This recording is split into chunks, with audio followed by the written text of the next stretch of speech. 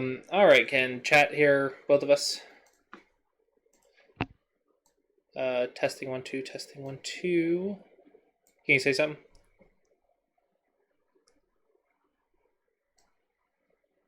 Oh, can you say something? Oh, sorry. I thought you were trying to chat. Yeah. All right. Is anyone hearing? Okay, they say they can hear us. Cool. All right. So I got a new sheet made for you. Discord and OGS. I'm assuming you use the Prosfair account. That's at Yes. 17Q. All Yeah, that's the only right. one I use. Um. All right, and then I'm sure you're familiar with the Clossi approach at this point, right? It should be, yeah. All right. So I'm looking at your game history. Let's see. These are all live, and I'm noticing a lot of losses. So let's see if we can tackle that. Did you Yeah. just rank up or something, or what do you think it is? Well, so I was kind of stuck at 18Q for a while, Mm-hmm. 18 to 19, and then there's like a streak of wins in my match history, which got me to like 15Q, and then ever since I hit that, I just started losing.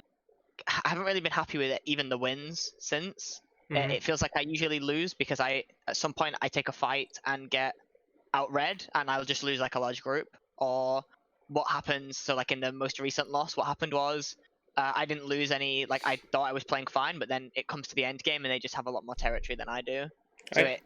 it's one of these two problems usually. All right. Let's look at the most recent game. Let's see if I can figure that out. The So game it sounds started. like you're struggling with attacking. But let's see if we can figure out your attack timings and how to add that on. Because getting to 16Q and 15Q is mostly just about playing good defense and then getting to the big move. But at 15Q, to get past that, you have to start adding on attacking and setting up positions to attack with. So let's see how well you're doing that. Are you in the review? Yeah, I've just joined it. Alrighty. So you're black, so open corners, open sides, Joseki. So this one's an attachment, but okay. Joseki, okay. Open sides, okay. Defense, this is all fine, I guess. Technically speaking, you can go here. Simply because you have two options for defense here. So you don't Okay. have to defend, but it's not that big of a deal. Because you're also poking like M3. All right. So now we're in middle game, right? So the opening's done. All the open sides have stones on them. So what do you think are the questions in middle game? Well, to me it looks like right now it's kind of like where is the all my groups seem safe, so right now it Mm-hmm. would be like where is the largest framework, or where can I place a stone that builds best for me but also kind of splits his stones and attacks as Yeah. well, is kind of what Yeah. I'd be looking for there. So do you have any groups that do not have a base? I mean, I don't think the bottom left one is completely settled right now, but it's like the other one you just said where I can go Mm-hmm. either way, so it's kind of fine Yeah. as long as I keep an eye on it. Yeah. It's fine. So yeah, all your groups are good. Does any of white groups not have a base? No, they all look like they're settled to me. Um. Or So is it the top left one because it's not got enough room yet? yeah, the Like, top left does not have a base. You need to jump okay. 2 to have a base. All this has is 3. So that is not a base. And also, these are all 3 space jumps. So technically speaking, none of them have a base. Okay. So we actually have a couple options here. We can go A, B, or C. These are our common attacking moves. And I think any of these would be fine. But since we're thinking like maybe the largest framework might be the top side, I would say going at C would kind of be two-purposed. It attacks while also dealing with the big framework. But any of the 3 would technically be good at this level. The idea is it's time to add on attacking. So we need to look for any of our opponent's groups without a base in addition to ours. So you said it had a base. So what do you think is a base? A base is essentially setting up on the side, on the third or fourth line, Mm-hmm. from my understanding. And like you said, it's two stone. It's a two-stone jump, and it Mm-hmm. just gives you enough room to make eye space, even if the other person attacks you. Right. So a base is efficient eye space. So like one Okay. stone jumps 2. Eye space can be inefficient, but that's usually step 3. So he has 2 stones jumping 1. That is definitely inefficient eye space. So you can definitely go unsettle that, because that's all that is. When you draw a line down, you just draw a line straight down. All that is like 3 in a row. So that's definitely not a base. It is ice base, but it's not a base. And then on the Yeah. bottom, 1 stone jumps 3. That's very cuttable. So I would say none of those stones have a base yet. It is very flexible, and so it's not like it's impossible for white to play with that. But at this level, we just need to learn how these positions work. So going in A or B is also fine. I think any of those 3 moves would be acceptable. So you're playing here, so you're trying to build up a position. Rather than here, so how do you... so let's talk about... So first off, attacking I think is the right answer. But let's say you didn't see that, and before 15Q, 16Q, you are supposed to just not really care about that. You're supposed to just do your own thing, defense, and then big moves. So let's say you said the left side is the biggest side. How do you build a big side? Or how do you build a position if yours is the biggest? I mean, I actually don't know, but I would guess you'd want to place a stone where it's supporting both groups at the same time, so it would be somewhere in the middle instead of this like 1 stone jump just like diagonal. This is a little bit old-fashioned. This is true back in the day. This would be a nice move to like get the side and start building upwards. But the Clossi approach teaches us more about controlling the center and inviting your opponent in.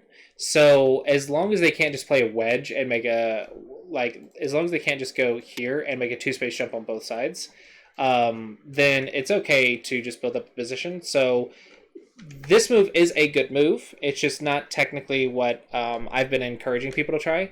Right. So what I encourage people to try is to build up the position to invite your opponent in to make a positive exchange rate to get control of the center. The shapes we do that are 1-point jumps, capping moves, and shoulder hits. Those are our common building shapes. So in this case, there's a perfect capping move here. And then like a 1-point jump up here. This one, we can't do a direct 1-point jump because of the cutting points, so we just play a Knight's move. And of course, at double-digit Q, you always read the cuts, so you read the cut and you see that you're fine, right? So as long as you're fine, then it's actually pretty nice to play. And then you build it up. And now you have a big framework. So now you force your opponent to come in, and you set up a position where you can attack and make a positive exchange rate. And that's kind of what you're aiming for, is to set up an attack to make a positive exchange rate with these large positions. Now at 15Q, we start adding on like destroying our opponent's positions and Sente. So attacking at C is also pretty nice, and just learning how attacking works. And then at 12Q and stuff, we bring it all together and figure out which one is the most profitable. Like, do we want to attack? Do we want to build in Sente? Do we want to attack in Sente? What do we want to do? And at 12Q, you sort of reorder all of that and fine tune it and figure out which one's the best. But right now, you kind of just do it blindly. We play A, B, and C blindly. And then if we don't see that, then we play like D and E and stuff. Okay. Kind of blindly. Can I ask you something? Yep. So like normally, but so like I would probably have been tempted. One of the moves I was probably considering was like C10. I think D10 is probably the one you suggested is better because it goes up to the 4th line, and I already have a lot of 3rd line stones. But so like let's say I go C10. What I've been struggling with as well is people have been playing against me and going like maybe C8 or C13 here, and I won't be getting a positive exchange rate on them coming into my territory. So it's kind of like in situations like that, or in the other variation you showed where that was the building on the left. If they come in on the left hand side, what do I do when they jump into my space? To like what should I be thinking about with my moves? Because often it's I'll try and so let's tackle the first point first. The difference between 3rd and 4th line. When do you know the rule of thumb to play 4th line versus 3rd line? No. When you have support on both sides, you play 4th line. When you only have support on one side, you play 3rd line. Okay. So in this case, you would just play 4th line because you have support on both sides. Like on the right, you could play 3rd line and that'd be fine. But unless you're trying to build up a Moyo and you don't care about his move, right? Sure. But because you don't have support on both sides, then you would play 3rd line. That's kind of the rule of thumb difference. There are more. It does get more involved as you get stronger, but those are our beginner rule of thumbs. Is 4th line if we have support on both sides. Now, So let's say we play fourth line and our opponent comes in. How do we handle this? Well, what does the Clossi approach tell us? The Clossi approach says step one, take the base. We've already done that because we have a pincer. We have a stone on both sides pincering him.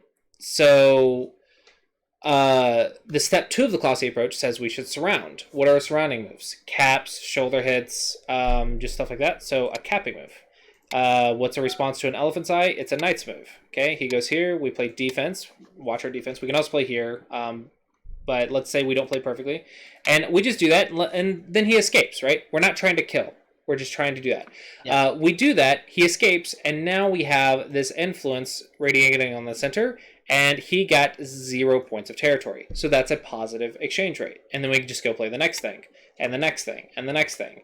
If it's still the biggest area, then we'll build it, or maybe we block it, or whatever. If it's the attack, we use the thickness to attack. We just do whatever the next thing is. So when we just go down our list and just keep doing that over and over and over blindly until we start being able to see it naturally, and then when we can see it naturally because we've just done it so many times, that's when we develop the reading skill, and then we use our judgment to figure out which one's better than another one. So, like, is attachment better than a capping move? Or should we get territory or play a diagonal? That all comes with once we understand what's going to happen. But we don't understand what's going to happen until we gain experience of trying it. So we have to set up the position to let our opponent come in. Then we have to fumble around and figure out what usually happens. And then we can read what usually happens after we gain experience. And then we sort of use that reading to make better decisions later. But right now, what I want to see is that you build these positions and invite your opponent in and work on this attacking thing. That's what you're supposed to learn at 16Q and 15Q is how to attack this, which is why I said that I think you're struggling with attacking. When I saw that you got to 15Q and then started losing, I said it's probably because attacking. That's because it's a lot easier to build a position, but it's not easy to gain profit if you don't know what you're doing. So to answer your question again, it's the Clossi approach. Unsettle if they're already unsettled, which means make a base or take the base. Then just surround. And our shapes for surrounding is usually just capping moves, diagonals, knights moves, hanes, just stuff like that. Just surrounding stuff. That's kind of the idea. I've been mis-executing a lot on the surrounding, is that I would let them come in, and then usually they would end up somehow, like, I would place my stones badly for the surround, and then they would break through and just destroy all of the, like, all my influence in the middle would just not turn into anything because they would just have, like, a line of stones that were connected to life. Yeah, that's what game reviews are for. That's when you set up the position, you fumble around, you mess it up, you get someone, and then you get a game review from me or on Discord or whatever, and you have someone show you better shapes, and then you figure out how to use those shapes to surround without getting broken through. That's exactly what you need to work on. Okay, so here you're not really attacking, so there's definitely attacking moves. We saw A, B, and C, but let's say you don't see that. Where do you think the next large move is? The largest framework? Well, largest framework-wise is kind of pretty central to the board, I would say. Like, I need to be moving in from the space on the left somewhere into the middle of the board on the right to cut down. I'm not really sure where I would go because there's nothing jumping out at me. So this one, whites is bigger than yours, so I would say definitely something on whites. If we can build ours while reducing, great, but if not, I mean, it's fine. Anywhere on that line, shoulder hits are pretty common, so we can shoulder hit here, we can shoulder hit here, we can just play somewhere on that line. That's all fine, and then we can build that influence, and then if we just see that we build the influence, however we build it, and then come back and do the exact same thing over here, you can see that we can actually build that left side. And natural things will come about if we just play the basics. So shoulder hits or something. But the idea is we recognize whites is the bigger one. Let's go deal with it. And you can also invade. Like, invasions are also fine. An invasion could work here because white has a weak group. And so it's very difficult for white to attack you. So white has to survive, and you very quickly make life because white can't attack you very strongly. So yeah, invasions also work here. Now, what made you arrive at this move? So at this point, again, it's because I've been kind of bouncing up and down in rank, so like I've been playing very differently in some of my games, and I think that indecisions kind of hurt. So this came from a combination of like just the review you did yesterday, where you mentioned that shoulder hits on the inside are like a strong move, and on the outside, I can't remember what term you used for it, but you said it was bad. Yeah. Here, my main thought was just I'm building on the side, and recently I've been over prioritizing the center, so I was kind of, I guess, too focused on the sides and the corners, and I was just focused on scoring points as opposed to actually playing properly. Gotcha. Yeah, so armpit hits are the bad ones because of the double hane. The shoulder hits on the outside, the ones facing the center, those are the good ones. Oh, The right, okay, so the other way around. Sorry. yeah, the under ones are the bad ones because you can get surrounded, and you see how you have bad liberties. Um, so you can't really cut or anything because you have these liberty problems. Because he has so much space to work with, Yeah. whereas I'm stuck on the side. Right, and then white just gets radiating influence while you're just getting this little chunk right here. So Hane the head of 2 is really good. So I don't expect you to remember the double Hane to Tsuji. What I expect you to remember is that armpit hits lead to a bad result. Sure. So you can learn the double Hane at punishment when you get stronger and you start punishing your opponents. But first, you have to fix your stuff. So you're supposed to avoid it for your side because you know that there's a punishment, even if you don't remember it. You remember that something can happen, so you just don't do it. You do like this. You approach a fourth line stone from one space away. Sure. But when your opponents start doing it, that's when you learn how to punish. So it's kind of fix yourself and then learn how to punish your opponent. That's the order you want to learn. So yeah, this one is not good. It's not the largest framework, and it's the armpit, so it's just a little good for your opponent. Now here, you can actually just do that, just kind of walk it down. Unfortunately, the influence isn't here; it's over here. So we're not as ideal as I would like to be, but it's decently nice, I guess. All right, so you're building while reducing. This is okay, but I think the big thing this game was you never really noticed how to attack your opponent, and that's the next thing you're supposed to learn. But yeah, largest frameworks is definitely the thing. I think you're neglecting that, and maybe you fell back down to 17Q because you got stronger and you started losing, which is normal, and then you started doing something different, trying to adjust to this new level, which messed up the things that you were doing correctly, and then you fell backwards. Yeah, when I first when I got because I think I won like 6 or 7 games in a row. When I like up ranked, and essentially what I was doing then was I wasn't focused on fighting. If I couldn't read something, I would just decide okay, I'm going to take maybe the worst move and just build and focus on myself, and that's kind of what got me up. And then yes, and then people started forcing me into situations where if I wouldn't fight them, I just lose on points, and if I did fight them, they were better at reading than me, and so it's like I don't want to say panicked, but I was trying to find a way to win despite this, but it's kind of resulted in me being a bit all over the place, I suppose. Yeah, that's actually the order that you're supposed. That's actually that you just described the exact process, which is you focus on your own moves, and then you get to like 16Q, 15Q, because all your moves are so much better than your opponents. But at 16Q, 15Q, now it's time to take into account your opponent's moves and learn how to punish. And that's what they're doing to you, but you're not doing to them. And that's why you started losing. And that's kind of the normal thing that's supposed to happen. You're supposed to do your stuff well, and then you rank up until you need a new skill, and then you start losing. And then you learn a new skill, add it on, balance it, and then you move forward again until you start losing. And that's kind of the order of operations. The thing that makes you fall backwards is when you stop doing the stuff that you were doing correctly. Instead of adding on something new, you kind of stopped doing something to do something random. And that's why I think you fell backwards, is because you stopped focusing on your stuff.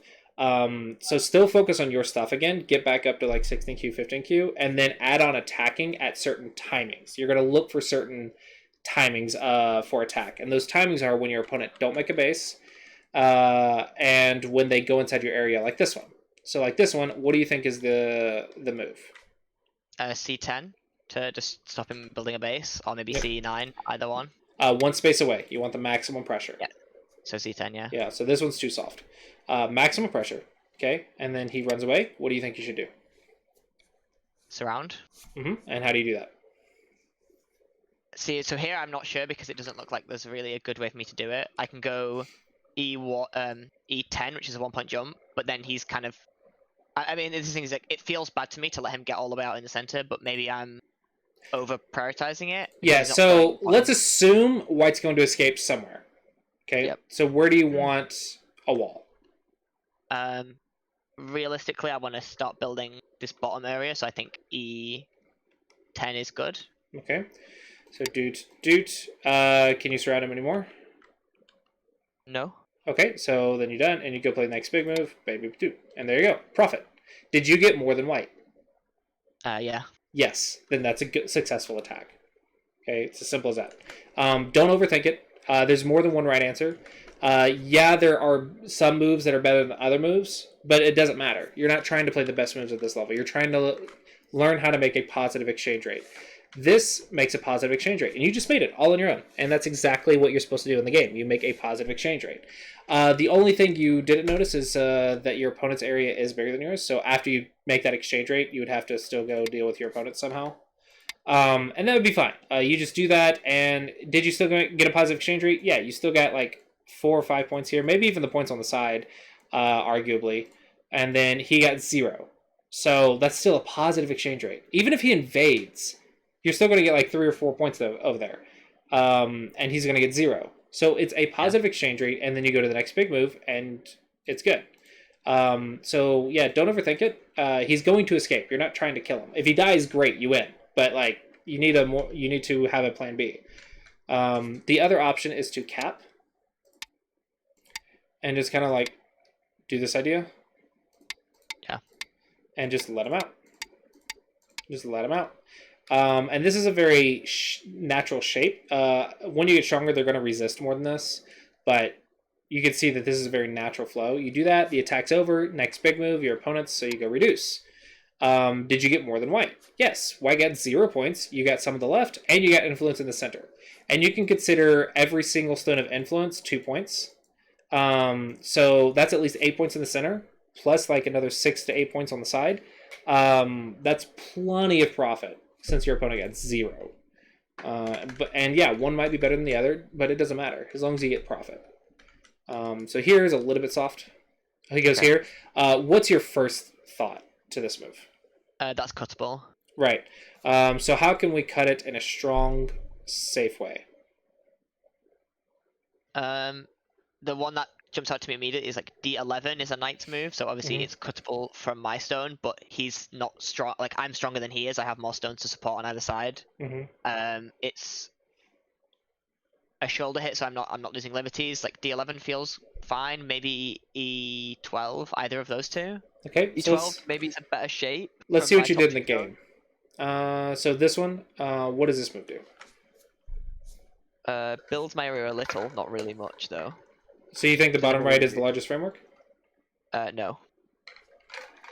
So in this game, the first thing I'm noticing is you're completely ignoring your opponent's weaknesses.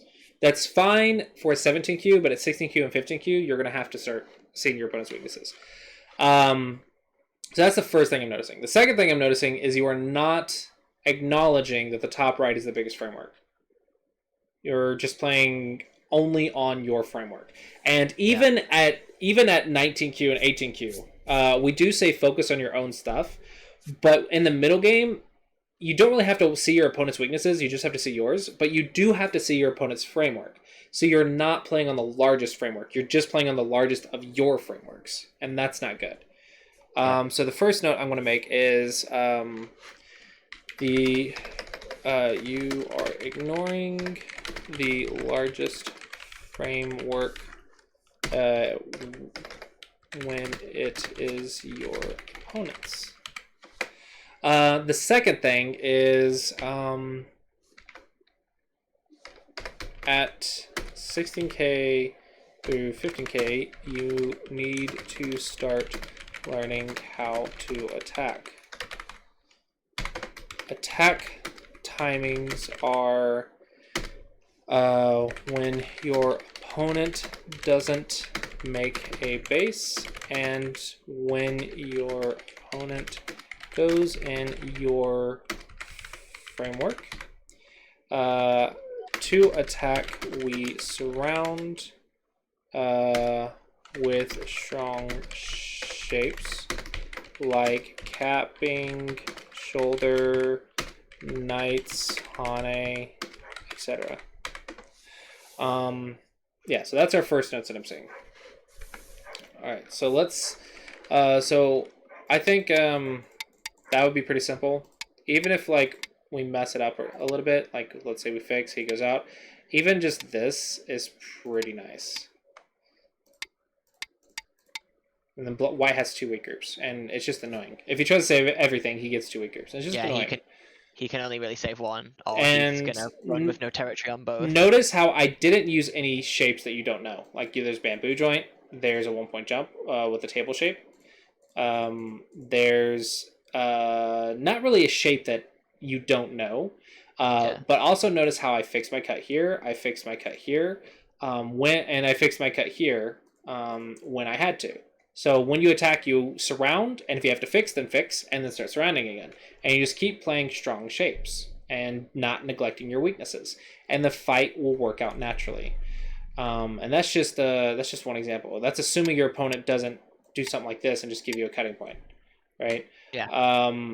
So that's how you can poke at that, and that's you won't be able to learn that and practice that until you start just doing it. You won't learn how to fight until you start going over there and tripping and learning how to fight and messing it up and then getting reviews and getting better shapes. So you have to start fighting to learn how to fight. But right now you're ignoring your opponent's weaknesses and you're ignoring the largest framework, which is not good. So let's see here. Okay, you poke this. You can't build a bowl. You can't build a framework with only one side. You're not getting this side of the bowl. So if you jumped on one side, you have to jump on the other. But even then, the top right is still the biggest. So this is why you're getting short on territory, is you're not playing on the big stuff. Why second line right here? Here I just felt like, again, really uneasy about his top, like the top right of the board. It felt like I felt like, obviously the thing is, like, I kind of identified he had the largest framework, but I didn't feel comfortable invading it. So this was like, I guess, like the second best response for me was to threaten it in some way, but it doesn't really achieve it because he's just going to block, and then I have to fix. Yeah, no, you have to. You can't be scared of invasions. That's one of our basic tactics. If you're afraid of it, just go do it and learn how it works. You're afraid of it because it's the unknown and you don't know how to use it. You need to go do it, die, mess it up, lose some games, and then do some game reviews and learn the ins and outs of how it works. Because the only reason it's scary is because it's unknown. So you have to face the unknown, face forward, dive headfirst into it, and learn it. So approach a 4th line stone. Reduce. Just go deal with it, and then learn the follow-ups with game reviews. But you have no one can show you the shapes if you never make the shapes happen. So you have to just go do it, because I'm noticing you're very afraid of doing stuff, and that's not good. Being afraid is going to make you timid and slow, and just prevent you from doing what you need to do. And that's a mental thing, and it'll be a very difficult mental barrier if you let it. So you got to tackle that mental barrier as soon as possible. Just go do it. Yeah, there's no really easy way around it. You just got to do it and learn it. Yeah, can I ask something here? Mm-hmm. So this shoulder hit on the on L15. Mm-hmm. So earlier, like you said, if he invades me, I'm just gonna surround and I'm gonna get a positive exchange rate, and that's my game plan, and that's obviously good for me if he does it. But Mm-hmm. why here is me doing this? Is it surely because he has the bigger framework already? Yes. So even if it's a positive exchange rate, I'm still damaging his territory. Is that why this is valuable for me? So when your opponent has the largest framework, you invade and reduce to prevent a negative exchange rate. You're going to make a negative exchange rate, okay? It's to prevent a bigger negative exchange rate. So for example, if I play here and he plays like here, he's getting much more than me. I play here, he plays here. You can see the exchange rate is very negative. So I would rather play here, and yeah, I still make a negative exchange rate, arguably, but it's a lot less. So it's more, reductions and invasions are more about preventative, not about making a positive exchange rate. They're just preventing a bigger positive exchange rate. And if you can make it a neutral exchange rate, even better, right? If you can like reduce and build something while reducing, it cancels it out and makes a 0 point exchange rate or a neutral exchange rate. That's really good because that was your opponent's area, and you just cancel that out. And he got He didn't get a lot of value out of it. So that's why these moves are so good. Is they're preventative measures. They're preventing a negative exchange rate for you. Sure. That's how they work. They're not meant to make more than your opponent. It's your opponent's area. It's his right to get more than you. You're just trying to make that as minimal as possible. All right. There's no reason not to connect here. The only this is just I don't know why double digit Qs do this move. It's a very common move. It's just it does nothing. It just gives you a nifty triangle. Okay. I mean, yeah, I feel like I overuse the ones that just, I don't know what you would call it, but the one that just connects, like the that one you said was better. Like I feel like I overuse this type of move. Why? Overusing basics is good. Yeah, I don't know. The other one, this feels actually stupid to say, but the other one just looks nicer. Like it looks more.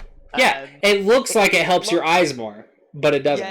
Yeah, exactly. Like it looks like a kind of like a higher level shape. So it's like connections are basic things. Is when we have a cutting point, we just connect it and fix it. What is our exception for the connection? Sorry, could you repeat the question? Connection is our basic shape. When we have a cutting point, we connect it. Okay, what is our exception? Do you know it? I don't know if I've ever heard it, but I would imagine it's if you're removing your eye space and like there's a life and death situation, or if you close. It's close. When you need a tiger's mouth or a vital point for 2 eyes. In other words, you connect unless you need eyes, or you connect unless you're doing another thing. Do you need eyes here? No, I've got a load of space. It's not really attackable. So connect. The connection is always the first choice. The only reason you do something else is because there's another value that you're getting while also fixing the cut.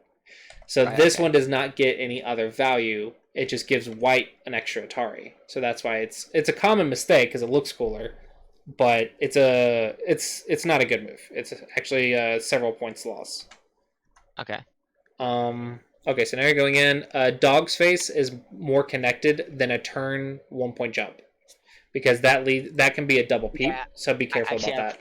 I've actually noticed this already myself when I do the 90-degree one space jumps. Like I always watch for the cut, but I don't know why I've not been using this shape instead, because it just achieves the same thing. But in fact, that move's even more aggressive because it cuts deeper into his territory as well. Do you know when the shape is common? Which one? The 90-degree one space or the triangle? This is when you use it, because you're playing very light to use these tiger's mouths to break in your opponent's area. That's how it's used, is when you don't mind getting cut because you break into your opponent's area. And if he does this, then you just use those liberties to break out even further. So the idea is it's a flexible shape that leads to a lot of tiger's mouths when you're in your opponent's area of control. It's kind of like a double digit Q's Sabaki shape. Sabaki at single digit Q, you learn about playing light and loose and being willing to give up a part of it. This is a very easy to use Sabaki shape that double digit Q's can use. So it's very quick and effective. But that's kind of like the only time that you use it at double digit Q is when you need those tiger's mouths. Otherwise, you just connect. So this one, if you have the option of walking in with this sort of turned 1-point jump versus a dog's face, pick the one that's more connected. Because, again, I say this all the time, the fundamentals of movement and shapes and middle game is cuts and liberties. That's what we learned in the 20 Qs. That's why I tell all the beginners, start on the small boards and learn cuts and liberties. It's so important, because the stronger you get, the more and more advanced shapes that are based off of cuts and liberties come about. So like the difference between a dog's face and this, cuts and liberties. It's all about moving around without getting cut, living without getting cut. So a dog's face is connected, so cuts and liberties. It's just, applying it at a higher level. So that's just the difference here. Okay. All right, so largest framework. Honestly, there's so many weak groups. There is no large framework. There's just A, B, C, and D all are baseless, and black is surrounding all of it. If you attack right now, you will win the game.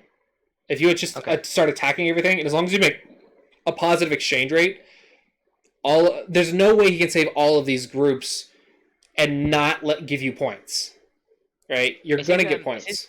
is his group in the top left still attackable? Like, if I just play between his two stones? Well, so how do you make that judgment call? So it's rather than me just tell you, let's figure out how you decide that on your own.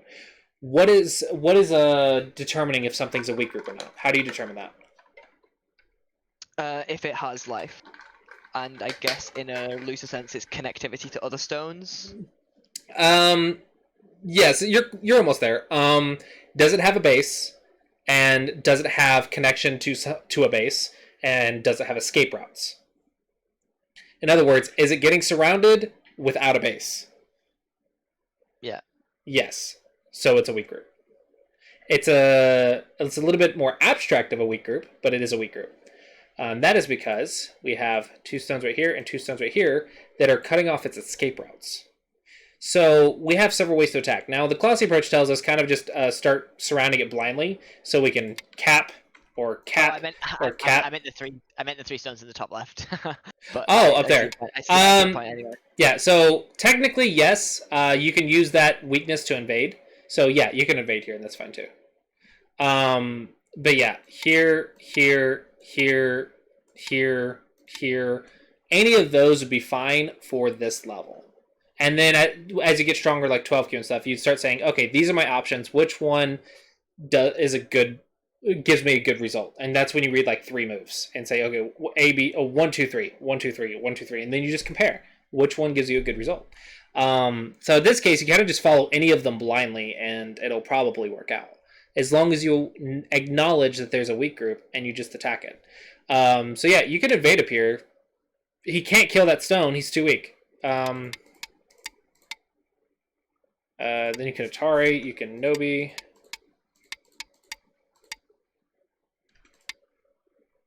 There's a lot of little tricks you can do too. You can go here. Lots of little things you can do to take advantage of that, but that one's a little bit more complex. That's way harder than yeah. stones on the bottom. Then yeah, I mean these 2 stones on the bottom are so like he ends up getting like he wins the game by a lot, but he gets a large amount of territory on the bottom here, and it feels really stupid because I look at the board right now, and these 3 stones are so isolated from the rest of the rest of his stones are all on the top half of the board, and I have so much on the bottom half. But I just felt, yeah, I don't know why I wasn't feeling like I would make this move, but the reason is because you're not attacking. Because you remember, you don't learn to attack until you get to 16Q, 15Q. But now you're getting there. It's time to learn how to attack, and you have to just go do it, and then you have to mess it up, and you have to get game reviews, and you have to figure out how to do it better. So that's what you need to work on, is learning how to attack and getting to those big frameworks. It's not that you needed to stop defending; it's that you needed to check attack timings more than anything else. This is very, very slow. Yeah. I think that this entire game was very slow. Yeah, so you're trying to go in, and you're only doing your stuff, and that works up until 16Q. Stop doing that. Stop doing that. This one actually hurts your eye space, because that is a little dangerous. It looks like you're okay, but like you see how you have less eye space now. Yeah, I mean, yeah, I realized it later on. Luckily, I played A17 before he did, but it wasn't. Yeah, I realized it later on. Yeah, stop doing that. That Atari tiger, that empty triangle, because it's not a tiger's mouth. If I just immediately Atari, it's an empty triangle. So that's not good. If I go here and you go here, I'm not gonna go here. That's slow. Okay, so you are alive. I hope you know that you're alive if you're playing elsewhere. I hope you've done that life and death problem. Yeah, you're kind of playing in the center. So now where's the largest framework? The top right's kind of sealed, so it's not a largest framework. It's his bottom area. Yeah, you could probably reduce in here, but I mean, I don't know. You're kind of just avoiding it, I guess. So now it would be the bottom. So go reduce, go reinvade, go reduce. You know, just something. But watch I'm assuming you're about to play a lot of Dame moves, and he's just going to make the bottom. He makes the bottom. You play I think if you, he even threatens me, and then I fix my I fix these cuts here when I didn't yeah. like I realized after he's gonna do these two moves, and I realized like immediately after that he can't threaten those cuts, so there's no reason for me to fix them. And actually, this just makes a stronger shape for him, and now it's really hard for me to actually invade it. Yeah, Or it felt really hard at this point to actually do anything on that bottom half efficiently. look how many points your stones are getting in the center. Yeah, very little.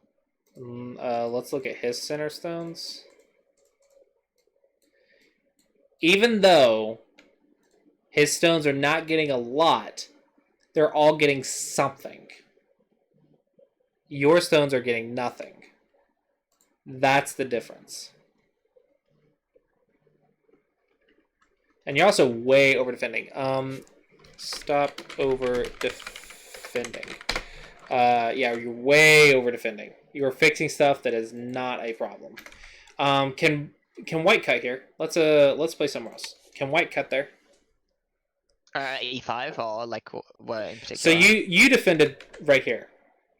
So No, he can't. No, he can't. I can just go like I can just pull back and fill, and then I can go C5, and he can't get in. So I lose like 2 points, but he can't actually get in. right. This is our 20 Q shapes. Do not neglect the small board lessons. Do not neglect them. They are very important. Just because you are stronger than a 20Q doesn't mean you don't read what the 20Qs read. You still have to read that and not defend something that you have the skill to read. So you have to you have the skill. You need to just use it. Don't play chicken moves because we out of the 20Qs you can read that. Just it's a matter of doing it. This is too deep. I mean, here's a point where it's like I kind of panicked and realized like, Jesus, he has a lot of territory on the top and the bottom, and I something. But I think you're playing a lot of scared go, and I think it's probably because of this giant losing streak. But yeah, we got to get away from this scared go, this timid go. You have to have more confidence. It's like I said, like I've been kind of dashing around. Like I'm sure if you look at the first games, I was probably being overly aggressive because but then I just kept losing games purely based on I would get myself stuck in fights that essentially decided the entire game at about move 50, and then lose it, and then the rest of the game is kind of already lost. Yeah. So I want you to go back to your games that you had the winning streak on, and then really do those basics again, and get back to that situation where you were at, where you're getting for some reason you're getting caught up in these all or nothing fights, and bring me those, and then we'll talk about how to avoid those while still not messing up the basics that got you to 15Q in the first place. Yeah, because this is kind of like my knee-jerk reaction here is, I guess, I'm losing doing the same things that were making me win up to 15Q, and then I'm kind of forgetting them. Like again, like I think I was playing on the largest framework before, but now I've kind of abandoned it because it's like a weird reaction to that doesn't work anymore. It's not weird. It's actually quite common to do something weird when you rank up and you're like, okay, well, I got to change something, and then you change something and you end up messing up what was working for you. I mean, that's quite common when you hit barriers. You'll probably do it again at 12Q. It's common, but that's also what I'm here for, is to point out, hey, you're forgetting this basic. So just go back, revisit the basics before you fight. So like, make your bases, watch your cutting points, get to the largest framework. Okay, do that, and then when you can do that consistently again, then start adding on attacking timings. So when your opponent doesn't make a base, or when your opponent goes in your area, start attacking, and then we'll practice the new stuff that you don't know yet, which is surrounding your opponent for profit. That's the thing that you were lacking, and then you decided to play timid instead of learning the new thing that you were lacking. So that's the order of operations that we need to go through, is get back to where you were, largest frameworks and defense, and then try to look for attack timings, or just let it happen. Don't force it, but your opponents will give you chances to attack them. When they do, attack them. And it's okay to mess it up and lose a game. Then bring it to me, or bring it to Discord or whatever, and we'll review it, and then we'll figure out better ways to attack. And that's when you'll gain more shape knowledge and everything else, and you'll practice, try new shapes, try different approaches, and then get it down, and then you'll rank up when you get it down, and then you'll work on the next thing. And so every time you like rank up, you're like, okay, what do I need to work on at this rank, or what is this barrier? And just figure out what it is that you need to work on. Work on that for several games, and then review it, see if you're doing that thing right, and then add on the next thing. And that's all it is. It sounds simple, but yeah, it's mostly not getting confused or distracted or forgetting things while you're learning new things. And that's what happened here, and it's actually quite common. This kind of idea, it's actually quite common to forget basics. So that's where I think you're at. That's what I think you need to do to improve is revisit your basics, get back down to 16Q, 15Q, and then start slowly adding on attacking. And then we can talk about how to attack when you get some more games in. Does that make sense? Yep, that makes sense. All right. Questions. Do you have questions? I don't think any. I mean, there's some things in like other games that are like, let's say like things that are one-off that I like I could ask, but there's nothing really particular in regards to what we've gone over so far. Okay. Like, was there a specific game that you had a position question?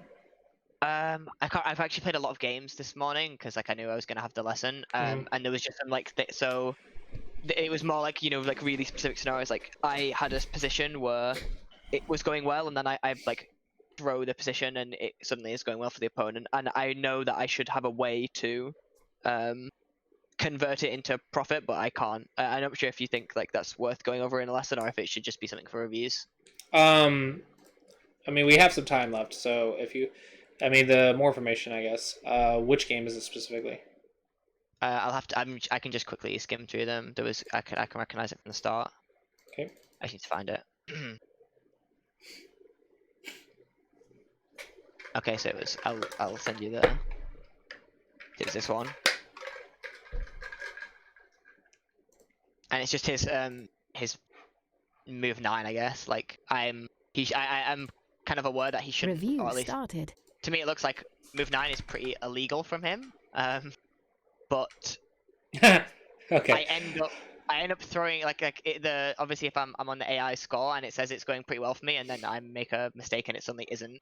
Okay. So I'm not sure where I went wrong here. So are you in the review? Yeah. Okay. So cutting 1-point jumps is usually not good. Do you know why? Lack of liberties. Right. So you use these to gain strength. So where's the group? Is it A or B? Is this which stone am I trying to save? Because I would imagine it's B because A is unsavable, or is A the one I want to save because it's the one that's taking territory? I'd say B. Which one's an area? I actually don't really know what you mean by area, so it's hard for me to answer. If A dies, black gets this area. If B dies, black kind of gets this area, but it's not sealed. Okay. So B is technically an area, I guess, but A is the important stone. A is the group. Okay. That's the one that has the group on the side, and also it's black space and connections and everything else. So A is the one we save here. So all we have to do is save A. So we get Atari, and then connect. Okay, and then our opponent cuts. That's the fear. That's a scare, right? But the way the 1-point jump works is to sacrifice the other side for forcing moves. Right. Okay, that makes sense. This is something when you showed the I can't think of the shape name, but the 90-degree one stone jump when you gave the 1 stone is like, this is something I never do. Is when I'm fighting, I will like never give up a stone to win something somewhere else. I will kind of try to keep every stone alive. Yeah, there's certain shapes that you do that, but this is like one of your first tactics that you learn is when your opponent goes out of their way to cut something that's a little bit flexible, then just give up one of the stones and save the main stones. The idea is keep on the main group, the main stones, and they will give you so many forcing moves to utilize. This is easier to figure out at single-digit Q. At double-digit Q, you kind of have to be shown, but that's the way it works. And no, questions like these are perfect for bringing to me, because you're like, okay, you say we'll play 1-point jumps, but my opponent just cut me. How do I deal with this so I can use 1-point jumps in my games regularly? These are perfect questions to bring to me or to others. These are how you learn how your shapes work, is what happens when your opponent does something stupid. So you played here and then connected inside. This is also okay. He plays here, but you don't save everything. You give it up. I'm committing to saving stones that are essentially dead, and then I end up with Right. neither side. And what do you notice? You defended your group. It's okay. Now this one is a little good for black because black does get control of the area, but it's not the end of the world. You're not gonna die, right? You're safe, and you can just go ahead and make that up later because you do that. Black maybe overcompensates and you get another big move. All of a sudden you made it up, or maybe black doesn't place the big move, and then you have to just get to it when you get to it. But the idea is just play basics. It'll work out. Here the point is A is the main stone. Stay on the main stone, and B is so useful for Aji because it gives you so many forcing moves, and your opponent isn't supposed to do this for that reason. Right. Because you sacrifice it, you get all kinds of shape, and your opponent just is annoyed. Because yes, he gets that. You took the corner, so you already canceled out the influence, and you do that in Sente. Boom, easy. You're very ahead right now. Yeah. Okay, that makes a lot more sense. Yeah. But that's how you deal with getting cut of 1-point jumps. Now, don't forget the exception to this. The exception is they can cut 1-point jumps when they have all kinds of thickness, because when they have thickness, you can't really cut because usually it's a turn or something, right? When they have, so you have to cut the other side. And when they have thickness on both sides, there's nothing you can do. So 1-point jumps next to thickness maybe can be cuttable, but that's mostly up to your reading and experience, I guess. But that's how it's supposed to work. That's how you deal with these 1-point jump cuts. Right, because here my A stone is the initial invade to reduce the opponent, and obviously he can either let me out and he can defend his points, or he can do what he did. But then by doing what he did, I can make life on the side, and I'm still achieving my original goal, which is to steal points away from him. Yeah. But So here I'm forgetting essentially forgetting what I came here to do, which is steal points from him. right. And I'm trying to save stones that are just not necessary. Yeah, when you find yourself in situations like these, sometimes these situations will come up unexpectedly. You'll get caught off guard. When that happens, it's really hard to manage 2 weak groups. As a double-digit queue, I would say if you find yourself with 2 weak groups, do not try to save everything. Pick the most important one or the biggest one or the most valuable one. Just focus on saving that one. When that one's okay, then you can go save the next one. Because trying to fight with multiple groups like this is difficult even for single-digit queues, because every single turn the weakest group changes. Don't try to fight with multiple weak groups. It's way too difficult for this level. Instead, just pick one, save it. Okay? Then you can learn the other stuff. You can learn how to deal with multiple groups when you get to single-digit queue, and you can start seeing who's the weakest side, blah, blah, blah, blah, blah. And that requires a lot of reading and very accurate reading. So in this case, just which one's the important one, A or B? You got caught off guard, you got cut, who cares? Pick one. You pick one and save it. And honestly, even if you pick B, the cool thing about being a double-digit queue is your opponent's not going to play perfectly. So even if you pick the second biggest or the third biggest, as long as you're consistent, it's okay. So let's pick B. Boom, boom, boom, boom, boom. Okay? Yeah, we lose points, but it's not the end of the world. It could be much worse. Or, even better, boom, boom, boom. Look at that. We just pick one and save it. We only play on our weak group. We only stay on the weak one, and we just pick one. So when you find yourself getting cut at a double-digit Q level, you pick the weakest one. Even if you're wrong, it's okay. Just be consistent. Save it. And then once it's okay, then you can come back and save the other one, unless it's dead. Right? That's how you deal with getting caught off guard. That's how you deal with multiple weak groups. You don't try to save everything. That's going to lead to a disaster. You just pick one. Yeah, you just pick one and save it. First I always do in games where the entire board is just one life and death problem, and then one person wins and the entire game is over. Yeah, that one. Those types of games are what you want to avoid. Simply because you don't want to flip a coin for your victory. You want a reliable victory. Yeah, you just cut off once you made a mistake, just cut off the part you've made and then accept it and move on, because you can win the game somewhere else. Yeah. Exactly. You can win the game with basics. Even if something dies, you can win with basics. Just be consistent with the basics. That's kind of the lesson here. All right, do you have any more questions? There was another specific scenario from another game, which was again in the opening, which might be useful. So this was on, essentially this was a Joseki that I knew he made a mistake, and then I tried to punish it, Okay. in the top left. And this was one of my games where it just ended up in a fight that I resigned afterwards. This is I think, from what I understand, the move at C13 is correct, but then the problems come later, or am I wrong on that? Yeah, so this Hane is not good because of the cutting points, but you don't have to punish it right now. Punishing your opponent's mistakes is something that you want to learn, but here's a good rule of thumb. Do not, under any circumstance, as a double-digit Q, try to punish with weakness. Save it for later. You can always punish it later. So, Okay. First off, do you have any weakness? Always your weakness first in the Clossi approach. You need life in the corner. Okay, so let's live in the corner. Boom, easy peasy. Like this isn't like the best sequence, but who cares? We don't have to play the best sequence. Then our opponent, are they going to fix? Cool, we get Sente. That's punishment enough. But let's say they don't fix. Let's say they do whatever. Okay, now we are strong. We can do whatever we want. So now we cut. And they're like, yeah, blah blah blah, and then we get the punishment. And we can punish without fear because we're strong. But because our other group is alive no matter what. We can just play as aggressively as we want. Yeah, that makes sense. So you cannot punish with weakness. That you cannot do till single digit Q. At single digit Q, you read how to use the weakness to survive. But punishing, like at single digit Q, you learn how to use the weakness to survive. And then you just make life with the weakness. And it's kind of cool. That's what big single digit Q is kind of fun. It's learning how to use that cleverly and surviving. But we still do the exact same thing. Defense first. Defense first. That is so important. Don't get caught up in punishing your opponent. Defense first. When you get to single digit Q, then you can learn how to use weakness to survive, or learn how to use weakness to do your goal. But you don't need to punish your opponent until you understand what is the goal.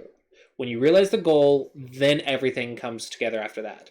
So right now, when they do something weird or crazy, don't immediately think, how do I punish this? Think, do I have any weakness? If yes, defend it. If no, then you can consider how to punish. So so even again, because here the thing is, like, I mean, I went and studied this Joseki afterwards, like the proper sequence to punish this. But I guess the idea is, even it's like the optimal Joseki to punish is like a tool that like isn't really fit for me to be using yet anyway, because using something without having a reason to use it isn't going to be as successful as doing something I understand for a reason that actually fits the game plan I'm going for. Yeah, honestly, a good punishment is Taneki. He can't kill you with that many cutting points. You can't die, so if he wants to, so just go and do something simple that gets me points or build and then when you go in, and he tries to attack you or whatever, those cutting points might activate. It's hard to attack with weakness. So honestly, the punishment is just don't fix it. Don't peep. It's just don't peep, and you're good, and it'll punish itself. Just my weakness comes first. Like, what is the goal? Just do that. Don't worry about, because you're even in the middle game. This stuff is going to happen. Your opponent's going to leave cutting points. Focus on your defense, and then when the opportunity arises, then you can cut their groups apart. But don't cut or attack or use their weakness out of order. Your weakness comes first. You can start learning to combine stuff at single digit Q, but just don't get distracted. Don't lose focus. Your weakness first. So here you probably attacked and then forgot about your corner, and then your corner ends up dying. My corner didn't die, but I lost the. You made multiple weak groups is what happened. Dude, weak group. Dude. Thickness in the center. Boom. Like I just one weak group at a time. I just FF'd this game because I misread the fight, and it just ended up becoming this big mess. But yeah. Yeah, one weak group at a time. One weak group at a time. Yeah. This is too complex for you at this level because it requires way too much reading. Oh, and the Yeah. corner Oh died. no, no. I mean, actually, I think. Oh no, yeah, the Connor did die in this one. I'm getting confused with games. I played like 5 games today. Yeah. This is how you make life. This one dies because notice how the A stone doesn't help your eyes. Yeah, and this was another one where I misread. I thought if he went, he couldn't do it, the A18, but again. Yeah. Um, I would say the big lesson here is you see how many weak groups you have. Don't do that. Don't make 3 weak groups. I mean, yeah, with It's this too game, I was aware complex. that what I was doing was bad, but I'd kind of, again, this was kind of a. I knew I was playing Zombie Go with my dead groups, and ideally I should just leave them and go somewhere else. But I felt like the game would already be lost if I let him take the corner with the position of the board as it was. It's not that lost. Yeah, actually, because this is the thing, I'm really bad at reading the board as well. Like, there Well, are games where you're not. games where I win. You're supposed to What? follow the basics blindly because you don't have the judgment yet, right? You won't get the judgment without experience. So you have to gain Yeah, experience. So you need to follow rules of thumbs blindly until you gain the experience to make your own judgment. If that yeah, makes that's not a sense. bad way to think about. Yeah, that's not a bad way to think about it. I mean, as like I said, there are games where I'll win by maybe 20, 30 points where I actually thought it was dead even, or I thought they were winning. So we play to the end, and then it comes as a kind of shock that I've won the game. Yeah. Yeah. All right. So yeah. If there are no more questions, here's your notes from today's lesson. I really think just simplify your game. Go back to your basics. Get back to 16Q, maybe 15Q, and then add on attack timings. And then don't be timid, but also don't make multiple weak groups. Just stay strong. Play the basics, one thing at a time. Don't try to multi-purpose or anything like that yet. Just one thing at a time. If you can do that, I think your game will improve, and then it'll just be about learning how to attack and learning the timing of attack, and then that'll get you down to like 13, 12Q, and then we'll see where we have to go from there. Sure. Thanks very much. Yep. Hopefully you found this helpful, and yeah, the next lesson I have you is looks like the 15th. Is that correct? Yeah, should be. All Let me right. put that on my calendar actually. So I have you scheduled for this same time on the 15th, and yeah, good luck in your games, and I should see you then. Thanks very much. Have a good one. See you then.